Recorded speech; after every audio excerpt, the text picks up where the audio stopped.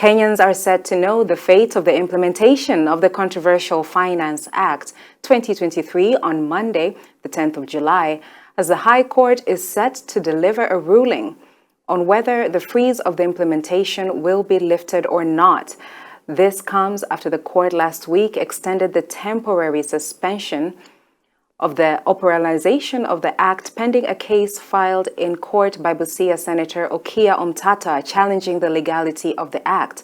However, the government has challenged, arguing that if they are not lifted, there will be a budgetary crisis that will affect government operations, since the freeze denies it 578 million shillings revenue on a daily basis.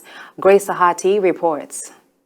Kenyans are anticipating for the High Court's ruling on the implementation of the Finance Act 2023 that was frozen last week, as the legal battle over the controversial act resumes tomorrow, 10th July. I find that they threaten to violate the Constitution if they become law. The ruling will determine if the government's taxation plan highlighted in the act will take effect or not, a decision that is likely to further raise the cost of living if the implementation of the act is given a green light. Move to the court in a preemptive manner, which is allowed under the Constitution, because the Constitution allows us to litigate against threats. On June 2nd, 2023, Busia Senator and activist Okiya Omtata filed a petition at the High Court challenging the constitutionality of the Finance Bill 2023 before it was passed by Parliament and later enacted into law. Tufikirie hawa wananchi, ni lazima tujinyime, ni lazima tujiadhibu. Cent VAT on petroleum products has been retained.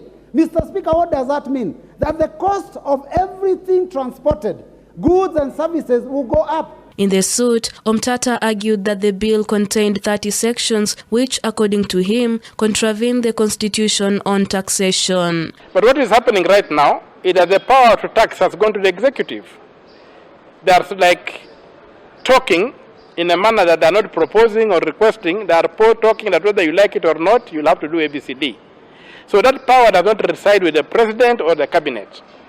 Following the petition from Omtata and 4 other activists, the High Court on June 5th certified the matter as urgent, but did not, however, bar the Parliament from discussing the bill or its signing into law. The implementation of the Finance Act was then halted on June 30th and its orders extended to Monday, June 10th, pending a case filed in court by Omtata challenging the legality of the act. Speaking during the virtual court proceeding last week, Omtata also asked the court to send Energy and Petroleum Regulatory Authority (EPRA) Managing Director Daniel Kiptoo to jail for a period of 6 months for continuing to disobey the court orders. The senator told Justice Mugure Thande that the order suspending the act was served to the government, but the agency went ahead and adjusted the prices of fuel in contempt of court. Reporting for Hope TV Newswatch, I'm Grace Ahati.